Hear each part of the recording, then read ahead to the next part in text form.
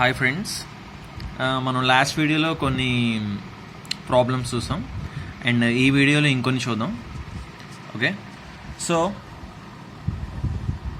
For example ABC, A వచ్చి 6000, B వచ్చి 3000, C వచ్చి 1000 ఇన్వెస్ట్ చేశారనుకోండి ఒక బిజినెస్లో.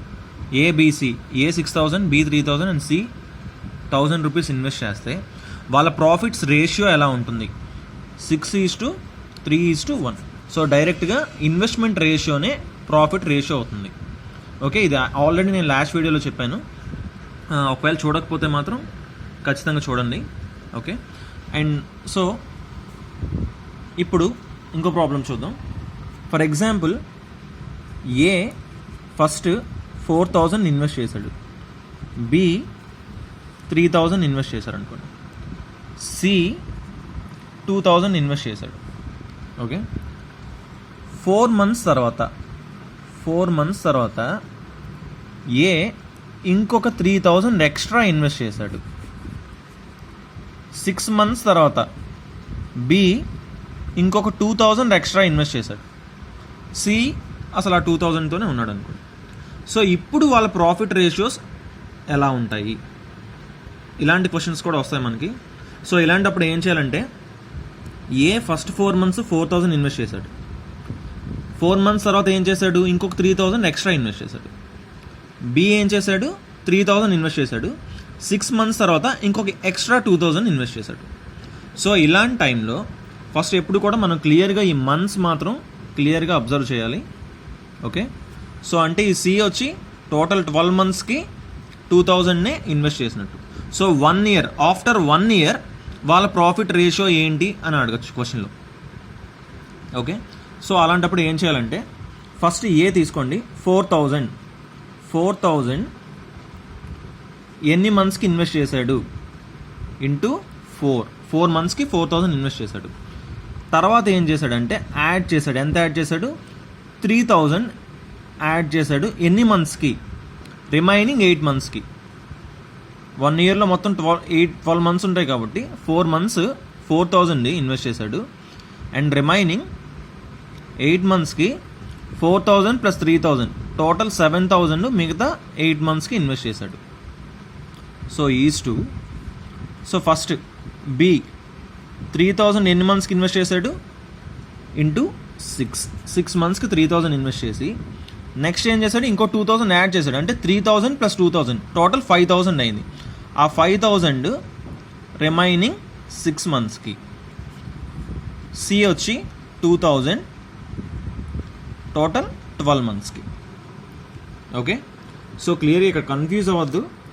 ఏంటంటే ఏ 4000 4 monthsకి ఇన్వెస్ట్ చేశాడు. 4 months తర్వాత ఇంకో 3000 ఇన్వెస్ట్ చేశాడు. సో టోటల్ ఇన్వెస్ట్మెంట్ ఏది 7000 అయింది.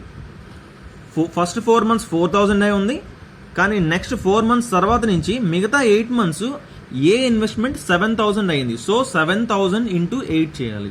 బికాస్ 8 monthsకి క్యాలిక్యులేట్ చేస్తున్నాం కాబట్టి 7000 × 8.